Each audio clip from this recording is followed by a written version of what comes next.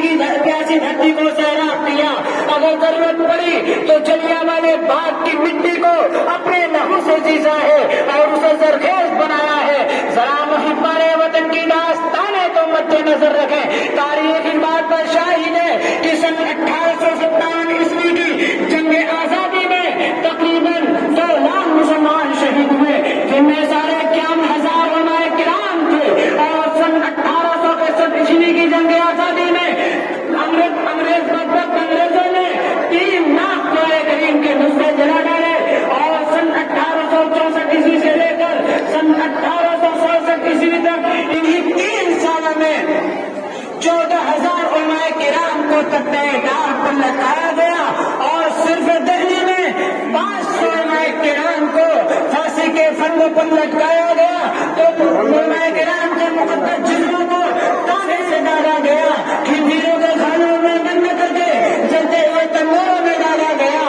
اور لاہور کے دریا رانی میں ایک دن میں 80 علماء کرام کو پھانسی دی جاتی تھی. پھانسی دی جاتی تھی. کیا دہلی کی چاندنی چوک سے پشاور کی جامع مسجد تک کوئی ایسا درخت نہیں تھا جس پر علماء کرام کی گردنیں لٹکی ہوئی نہ ہو. حضرات گرامی، یہ ایک ناقابل انکار حقیقت ہے کہ ہندوستان کی آزادی میں جتنا علماء کرام اور مسلمانوں نے جدوجہد کی ہے اتنا کسی نے قوم و مذہب کے افراد نے نہیں کی ہے.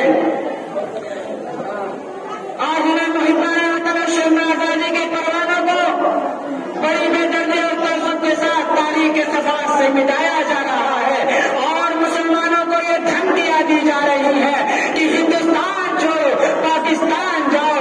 آج اسی ہندوستان کے کچھ بازو پرست سرپسند عناصر اور مقتدروں کی آواز ہے کہ اس ہندوستان کو ہمارے ہندو لیڈروں نے آزاد کرایا ہے. آزاد کرایا ہے.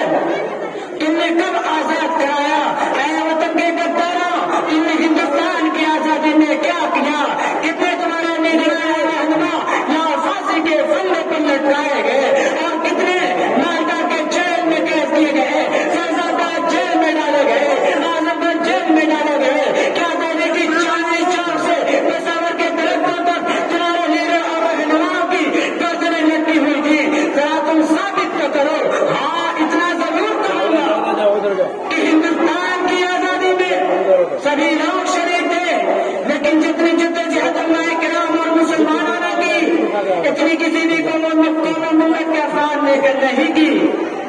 میرے دوستوں، خدا کی قسم میں جو کہا کرتا ہوں، اگر ہندوستان کی آزادی میں علماء کرام اور مسلمان حصہ نہ لیتے تو تمہارے لیڈر اور رہنما انگریزوں کو خونی بندر سے آزاد نہ کرا پاتے. تمہارے اندر کچھ بھی دم نہیں کہ تم ان سے آزاد ہو سکو. اگر آزاد کرا سکتے ہیں اور شمشیر وقف ہو کر آ سکتے ہیں، یہی علماء کرام اور مسلمان ہیں. انہیں چند باتوں میں تقریروں کو ختم کرتا ہوں.